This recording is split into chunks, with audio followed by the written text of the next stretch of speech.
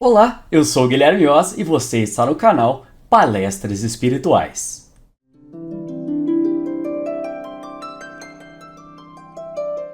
Bom dia, boa tarde, boa noite, meus queridos e minhas queridas, tudo bem? Quem fala é Guilherme Oz, estamos aqui para mais um vídeo de palestra de conversa, né? Este canal aqui é um canal livre para você conversar sobre as suas crenças, falar sobre o que você concorda ou não concorda, sempre com muito respeito. Se inscreve no canal se você ainda não for inscrito para não perder os próximos vídeos, estamos crescendo bastante. E deixa aquele gostei para ajudar o canal também. Hoje nós vamos falar sobre um tema que acho que causa muita confusão e muitas dúvidas na cabeça das pessoas, né? Principalmente nos tempos em que nós vivemos. Hoje a gente vai falar e responder a pergunta, né? Qual é a sua verdadeira família? Por que será que muitas vezes, galera, nós nascemos numa família que a gente simplesmente não se encaixa? Por que tantas vezes as nossas famílias se dividem tão rápido, tem tanta briga, cada um pensa uma coisa diferente e parece que a casa vive em guerra, né? Parece que você nunca tem paz. Cara, isso é realmente uma questão bem difícil de responder se a gente não falar sobre espiritualidade, tá? É bem difícil do ponto de vista material e até da parte da psicologia a gente responder isso. E é por isso que nós vamos buscar, né, o conhecimento espiritual neste vídeo e, como ponto de partida, como de praxe, eu vou trazer aqui um trecho dos evangelhos, tá? Pra gente poder debater e conversar a respeito. O trecho que nós vamos conversar aqui, ele está, né, no livro sagrado da Bíblia, né? Que é o evangelho aqui de São Marcos, capítulo 3, versículos 20 a 21, 31 a 35, e de São Mateus, capítulo 12, versículos 46 a 50, para quem quiser acompanhar, né? E diz o seguinte: E tendo chegado à casa, nela se reuniu uma quantidade tão grande de pessoas que não podiam mesmo tomar seu alimento. Os seus parentes, tendo sabido disso, vieram para se apoderar de Jesus, porque diziam que ele havia perdido o espírito. Entretanto, com a mãe e os irmãos de Jesus tendo vindo, e ficando do lado de fora, o mandaram chamar. Ora, o povo estava sentado ao seu redor, e lhe disse: A sua mãe e os seus irmãos estão lá fora te chamando. Mas então Jesus lhe respondeu: Quem é minha mãe? E quem são os meus irmãos? Eis, disse então Jesus, minha mãe e meus irmãos, apontando para as pessoas que estavam sentadas na mesa. Porque quem faz a vontade de Deus, este é meu irmão, minha irmã e minha mãe. Pessoal, essa passagem ela pode parecer um pouco estranha se a gente não sabe interpretar e pensar sobre ela, né? Afinal, a gente sabe que Jesus sempre pregou o amor ao próximo e o respeito, né? E seria um pouco difícil a gente imaginar que ele iria ignorar a família dele, né? A sua mãe, que lhe deu a vida, né? Os seus irmãos conviveram com ele, para beneficiar pessoas que não eram parentes dele, né? Mas é preciso entender que nessa lição, Jesus não está descartando a família que ele tem, mas ele está mostrando uma lição muito importante. Existe uma grande diferença entre a família física, a família dos laços de sangue, e a família espiritual, a dos laços do espírito, as dos laços do coração. Porque durante muito tempo na nossa sociedade, e esse pensamento existe até hoje, se diz que a família é a coisa mais importante que nós temos, né? O nosso pai, a nossa mãe, os nossos irmãos, tios, avós, primos, são as pessoas mais importantes das nossas vidas, né? E que a gente deve sempre estar próximo deles e, principalmente, se a gente tiver que escolher entre ajudar uma pessoa da família ou ajudar outra pessoa, a gente deve ajudar uma pessoa da nossa família. Só que neste tipo de pensamento, infelizmente, ele acaba conduzindo para um certo egoísmo, né? De que eu só vou ajudar quem é meu parente. Eu só vou ajudar quem tem meu laço de sangue. Por exemplo, se tem um irmão meu que está passando necessidade, eu vou ajudar ele. E tá certo ajudar ele, tá? Eu não tô dizendo que tá errado. Só que se aparece qualquer outra pessoa que não é seu parente, você ignora o sofrimento dela. Por isso, esse pensamento muito fechado de que a família está acima de tudo nos torna pessoas extremamente egoístas, porque nós acabamos descartando todo o resto das pessoas que nós vamos encontrando na nossa vida, né? A gente tem que entender também que existe um motivo, né, para a gente ter tanta briga e tanto conflito nas famílias. Jesus já mostrou que existe a família física e a família espiritual. Basicamente, a família física é de onde você nasceu, e a família espiritual são as pessoas que têm pensamentos próximos de você, que pensam como você, que têm interesses parecidos com o seu, que têm corações parecidos com o seu. E muitas vezes a gente vê pessoas, né, que encontram um amigo que não tem parentesco nenhum com ele e se tornam inseparáveis. Enquanto isso, essa mesma pessoa não consegue se dar bem com seus próprios irmãos. Tem um irmão de sangue e não gosta dele, sabe? Vive reclamando, evita ele, não quer passar tempo com ele.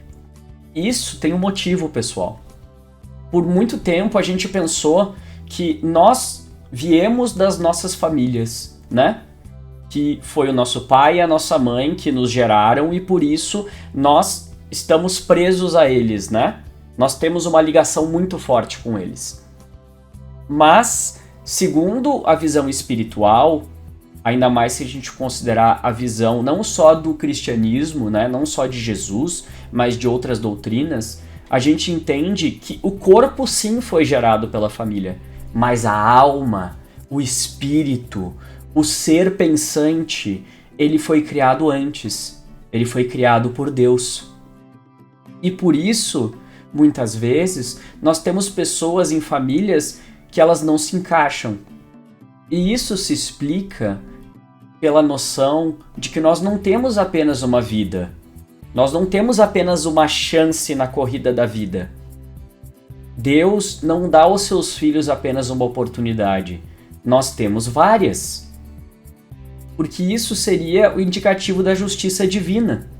Senão, qual seria a justiça, galera, de uma pessoa nascer, infelizmente, sem um braço, sem uma perna, sem a visão, sem a audição, e outra pessoa nascer com saúde?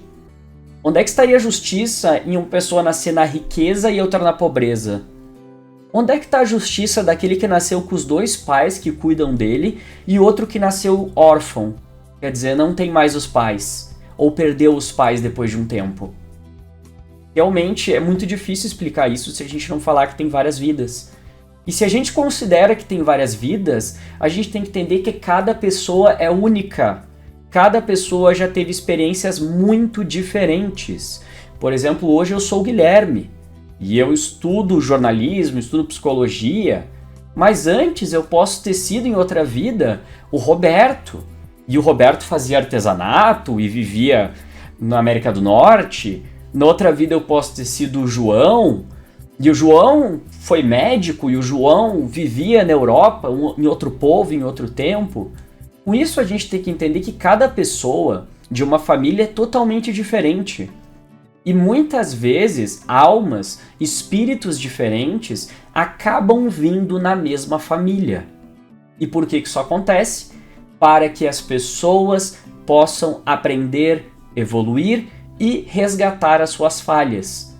Muitas pessoas hoje que estão numa família e que não se dão bem com o resto dela é porque em outra vida já tiveram brigas, já tiveram desavenças, já tiveram discussões. Você já prejudicou outras pessoas e foi prejudicado. Vocês não terminaram num ritmo de amizade e de amor. Por isso, Deus, na sua infinita bondade, dá a oportunidade de voltarmos a conviver com as mesmas pessoas que antes nós machucamos, ou as quais nos machucaram, para que possamos estabelecer a paz. Então, a família, sim, tem um papel muito importante na sociedade e nos planos de Deus. Porém, a gente não pode pensar que apenas a nossa família interessa. Muitas pessoas, infelizmente, acabam passando a vida toda em função do que a sua família quer que elas façam, né? E eu não estou falando aqui de menores de idade, tá? Quando você é menor de 18 anos, a sua família tem sim autoridade e responsabilidade sobre você, tá? Isso inclusive é lei. Agora, quando essa pessoa atinge a idade adulta, quando ela passa da adolescência e ela cresce, muitas pessoas acabam ficando presas às tradições, às crenças e às vontades da sua própria família. E com isso essas pessoas elas se limitam. Tantas coisas que essa pessoa gostaria de fazer, vivenciar, estudar, aprender, essa pessoa não pode, porque ela está presa pela família física, a família dos laços do corpo. E isso é muito importante de ser dito, porque muitas vezes as relações de família, elas podem virar relações doentes, relações doentias, relações às vezes de um filho que nunca se afasta da sua mãe, que não tem sua independência, porque sente culpa por abandoná-la, aquele filho que passa a vida inteira querendo agradar o seu pai e trazer orgulho a ele, mas esquece do que realmente quer fazer. Então, a gente tem que entender que a família física ela tem um propósito, nós temos obrigação sim com a nossa família, tá? Por exemplo, se uma pessoa da nossa família, o nosso pai, nossa mãe, quando estiver mais velho, precisar de ajuda e de cuidados, é o nosso dever fazer isso. Porque nós temos uma dívida de gratidão com eles.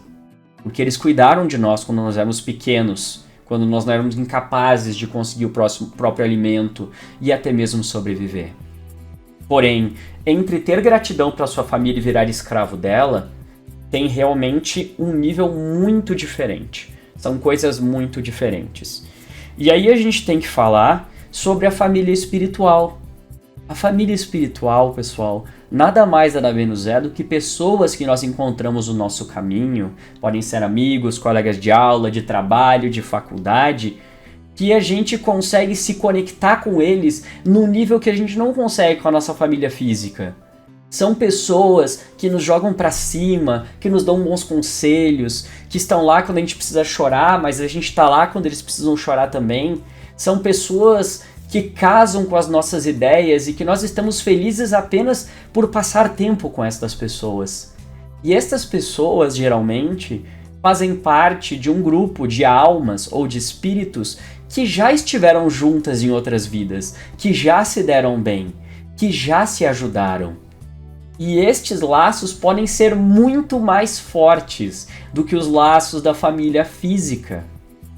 Por isso, e muitas vezes nós vemos pessoas que quando ficam adultas se afastam da sua família, vão viver a sua vida e encontram outras pessoas para conviver. Claro, existe um limite, é saudável você ainda conversar com a sua família, às vezes fazer um almoço, um jantar, as datas comemorativas, Natal e etc.